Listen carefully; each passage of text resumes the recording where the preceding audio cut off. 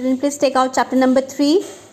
This is chapter number 3, the trial, and it's page number 35. Let's continue the chapter. Now, Miss Manette. Now, we were just, first of all, I would like to tell you that a trial scene is going on in the court and many witnesses come up. So, as Miss Manette in the previous page number 34, Miss Manette reveals out what all she had seen. Okay. Now, these are the words of judge. He says, Miss Manette, get a hold of yourself. Why get a hold of yourself means control yourself. It is your duty to tell the court what you know. They will decide if what you say in any way incriminates the prisoner. Now, please go on. Because Miss Manette started crying, no? So judge tells her to control herself. Miss Manette dried her tears and continued. He said that he travelled backwards and forwards to France on business of a very difficult nature. Did he say anything about America? Well, he did say something about George Washington making a great name for himself in history, and that England was handling the American situation very badly. But I don't think he meant. So she says that what exactly this man spoke to her. Okay. But then she also believed that he did not mean anything wrong. That was just a conversation. Thank you, Miss Manette. You may step down, and I now call Dr. Manette. Dr. Manette, can you identify the prisoner as the man you saw and spoke it to the night referred to by the previous two witnesses? I cannot, sir. Is there any special reason? There is. Has it to do with the fact that you were held prisoner for a long period without trial in your native country? Dr. Manette? They tell me so. Now Dr. Manette is not clear with the judge. He doesn't reveal out everything so clearly. But then he assumes. He makes simple assumptions. Can't you remember anything at all? My mind is a complete blank. He says, these are the words of Dr. Manette. My mind is a complete blank means that I do not remember a single thing. The attorney general dismissed the witness and sat down. At this point, something very strange happened, which was later believed decisive in the outcome of the trial. The counsel's advisor for the defense was questioning witnesses who claimed they had seen the prisoner get off the Dover Mail and travel back some miles to where the army waiting to go to America was stationed. And the witness claimed that he had seen the prisoner waiting in the town coffee shop for someone. So you can see how many witnesses do we have? Miss Manette was the fourth witness. Then Dr. Manette came as a fifth witness. Then sixth and seventh witnesses came up with different story. Now children, this is the trial scene. Right? Now, this is page number 38. Suddenly, Mr. Carton, one of the lawyers for the defense. Lawyers for the defense means lawyer who would be defending the case of this Charles Darnay, scribbled something on a piece of paper and handed it to Mr. Stryver. Mr. Stryver was the lawyer in charge of cross-examining. Stryver, a large, well-fed man who looked considerably older than his years, read the note and prepared to ask the witness a question. Now, the Attorney General, who is Attorney General here? Mr. Stryver. And how is he to look at? Though he is not much aged, but he is well-fed. Well-fed means he is quite fat, and because of his fatness, he looks older than his age. So, Mr. Stryver is given a note by Mr. Carton, a defense lawyer. Okay. And then, you see the next, what does he do? And he prepared to ask a witness a question. You say that the person you saw was indeed the prisoner. Quite sure. Did you ever see anybody like the prisoner? Not so like the prisoner that I could be mistaken. Look carefully upon that gentleman. Then he points somebody. Stryver pointed to his colleague. colleague, who is a colleague over here, who at that point removed his wig.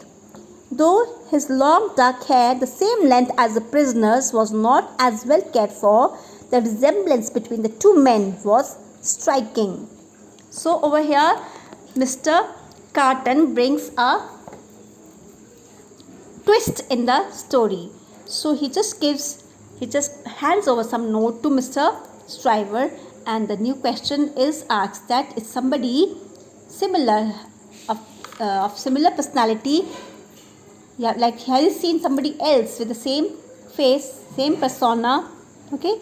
Then he says, then when Stryver asks the person to look at his colleague, okay, he points at the person, he is exactly look alike of Mr.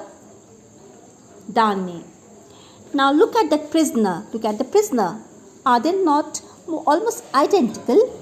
The witness looked carefully at the two men, the lawyer and the prisoner. I have to admit that they look the same. Just then, Mr. Carton noticed that Miss Manette's head had dropped onto her father's shoulder and shouted, "Officer, help! That young lady! Can't you see that she will fall?"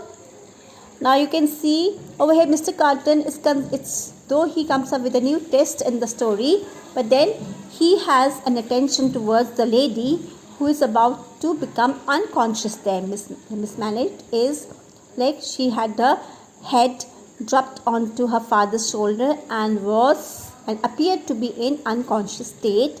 Therefore, Mr. Carton asked for help. The officer of the court helped Miss Dr. Manette to take his daughter out of the courtroom. The officer of the court helped Dr. Manette take his daughter out of the courtroom. Soon after that, the judge called an end to the court and said that he would announce his decision in 1 hour. Mr. Carton saw Mr. Lorry on his way out of the courtroom. "How is the young lady, Mr. Lorry?"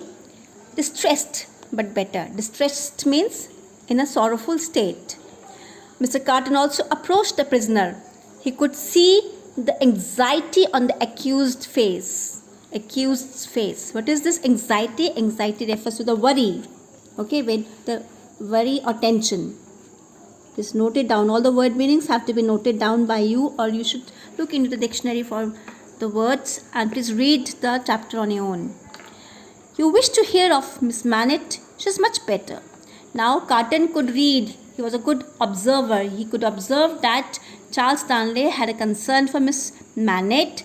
He felt disturbed on seeing her when he saw her in that condition, okay, in that miserable state, in that sorrowful state. And on the other hand, Carton also had an eye on like Miss Manette, and it shows that he must have got attracted to the lady because he was the one who could see that Miss Manette was about to faint. Right? Please, this is a point of, you just have to remember all these points. "I'm so glad to hear it. I'm sorry to have been the cause of her distress. Could you tell her so for me?" "I could, I suppose. Please accept my thanks for your ingenious assistance." Now this is Charles Darnay. He's been thanking Mr. Carton for helping him out. Okay. Why? What help has he given to Mr. Darnay? He has brought a twist in the case. That it's not that the two person can be a look-alike also. Carton nodded his head. "What do you expect, Mr. Darnay?" "The worst." Over here, Carton. Now, you can see that Darnay, when he says the worst, he expects the worst means he is ready to face the worst circumstances. An hour and a half passed before the judge came back with his decision. Cruncher had gone to get himself something to eat, and he climbed the steps to the courtroom. He saw Mr. Lorry hurrying towards him. Jerry, take this message back to Tellson's." Mr. Lorry handed Jerry a piece of paper on which it said, "Not guilty."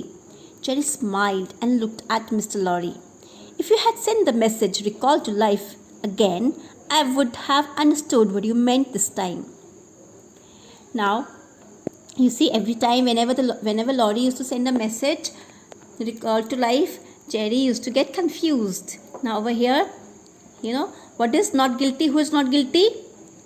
He's talking about Charles Darnley not being guilty. So we remember that secret messages were sent during this time when the French Revolution actually was to take place. Some minutes later, Dr. Manette, Lucy Manette, and Mr. Laurie stood gathered around Mr. Darnley, congratulating him on his escape from death. So over here, we find that Charles Darnley is relieved from the case.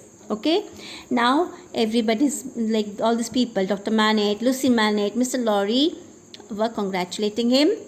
Darnley kissed Miss Manette's hand gratefully and turned to shake hands with Stryver, who had just pushed his way into the company. Pushed his way means joined the company. I owe you my life, Mrs. Stryver. What is this? What do you mean by I owe you my life?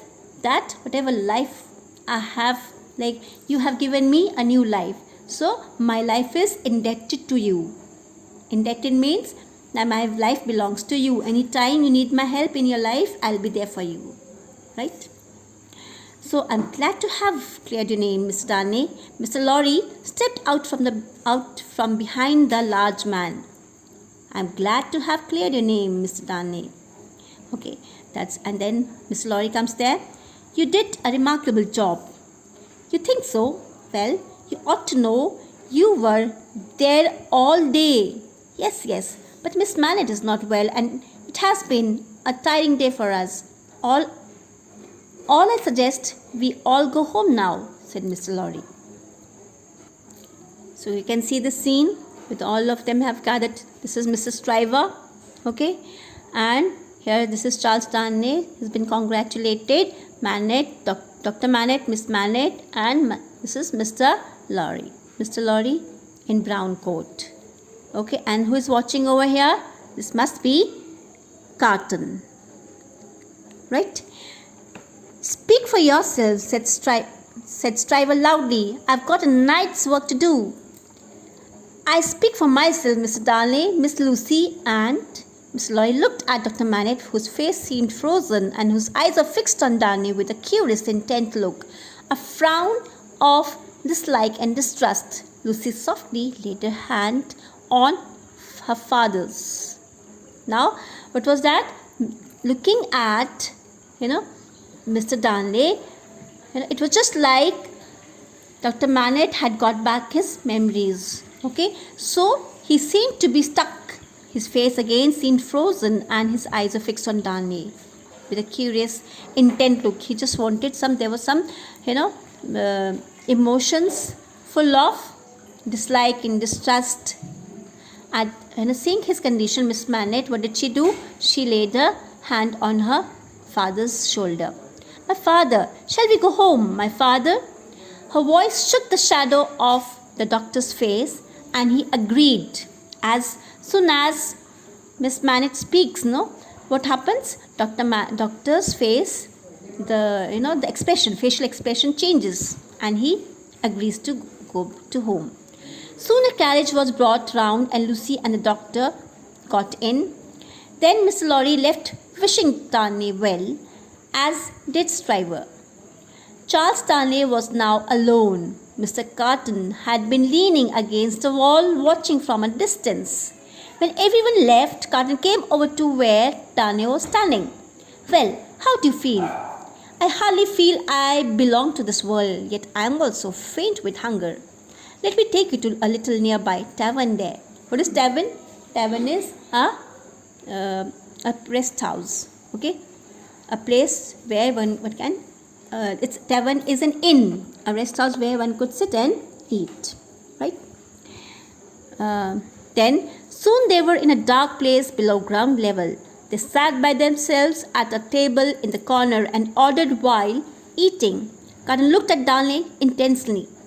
Now, while he ordered Carton, he had his eyes on Darnley. He was just looking at him intensely, deeply. How does it feel to have sympathy and compassion of such a fair lady, Mr. Darnley? Is it worth being tried for one's life? Now over here, this question, and there was the mingling of questions. There's so many questions in the mind of Carton. Okay, over here he means that Mr. Darnay has been so lucky to have sympathy as well as some compassionate feelings of a beautiful lady. So he's just like he is taking interview. He's interviewing Mr. Darnay that how does it feel to have both sympathy and compassion of a beautiful lady. Darnay did not say a word and Carton continued. She was very pleased indeed to receive your message when I gave it to her. Now he says, Carton, these are the words of Carton. He says that she refers to Miss Manette, that she was really very happy to receive your message and not that she showed it, but I think she was. These words reminded Darnay that this disagreeable companion had of his own free will helped him, so he decided to change the subject. So over here, even Darnay could understand that out of way this man had come out to help him, okay, and he's trying to go from the main subject. I wish to thank you for what you did for me today, Mr. Carton. Now just imagine, talking about the lady was of no concern at that moment, at that time, because over here this man Carton was talking more about the relationship between this Charles Darnay and Miss Manette. But Darnay was concerned about what really happened lately. He thanked him for his support. I don't want thanks. I don't even know what I did, Mr. Darnay. Let me ask you a question. Of course, anything. Do you think I like you? Darnay was surprised by the question but answered truthfully. Really, Mr. Carton, I have not asked myself. What does it mean? Darnay says, I have not asked myself. I have not even noted or asked myself whether I like you or not. Ask yourself now. You act as if you do, but I don't think you do. What does it mean? You act as if you do, but I don't think you do. That means that you have a free will. If you like to help somebody, you do so, but I don't think so. That he means to say that it is not your free will. You have a purpose to go for that you have a reason to help somebody. I don't think I do. You're right. Well, I hope we will part good friends and you will let me pay the bill. As Darnay paid the bill and rose to leave, then you can understand these words are of Charles Darnay. Okay. As Darnay paid the bill and rose to leave, Carton called out abruptly. Abruptly means immediately. I wish to tell you something. I care for no man on this earth, and no man on earth cares for me. Over here, Carton, he just reveals out his nature, that he is a carefree person. He doesn't care for anyone. Neither anyone cares for him. That is a great pity. You have many talents, Mr. Carton. Maybe so, maybe not. Darnay, good night. When his companion left, Carton put his head down on his hands and fell asleep on the table in the tavern. So over here you can see, though this Mr. Carton is a responsible lawyer but has an irresponsible behavior, okay, he sleeps there in the tavern itself, okay, and he's of carefree nature, okay. So many qualities have come up in these lines about Mr. Carton. Okay, he is a moody person. If he likes helping somebody, he helps out of way. Right. Now let's continue. At about 10 that night, the waiter in the tavern came and woke Mr. Carton. You can see over here Mr. Carton in that place, like, okay. Now at about 10, the waiter in the tavern came and woke Mr. Carton. Is it 10 already? He said, shaking the sleepiness from his head. He got to his feet and walked down the street to where Stryver had his office. Stryver was busy in front of a pile of papers when Carton walked in. You're late, Sydney. So full name of Carton is Sydney Carton. Just a quarter of an hour. Then he replies, I'm just late by a quarter of an hour. By the way, Sydney, how do you think of that identification trick? So this is a conversation between the Attorney General and Sydney Carton. By chance, really, I was thinking what a handsome fellow he was and how much like him I might have been. Stryver laughed and then pointed to a large pile of papers. There is a work for tomorrow and don't be late with it. I won't. Sydney, do you remember our days in the student quarter in Paris, where we tried to pick up French and French law? You were always much better at it and than I. That is, you were always much better at it than I. Yet, look at you now, working for me and earning a clerk's wage. Wages, salary.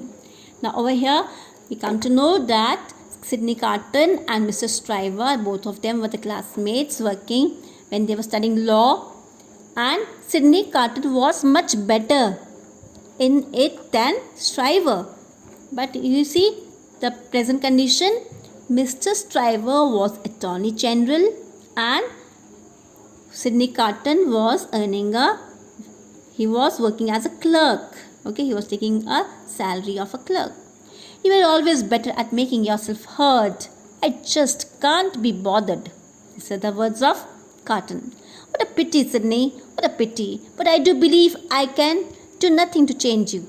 So, you come to know one of more characters of this Sydney Carton, that he is a person who doesn't care for anything. Okay, he's a carefree person. He doesn't mind it. He just lives his life at the edge. Okay, he doesn't take the life seriously. Stryver put on his coat to leave and turned to Carton. What did you think of your pretty witness, Sydney? Now Stryver could also understand that Sydney Carton was interested in that pretty witness. Who this pretty witness could be? Miss Manette. Pretty? Is she not? No. That's strange. I could swear you looked at her very fondly. Well, you're wrong. So over here, now we can see that Sydney Carton is trying to hide his feelings for Miss Manette.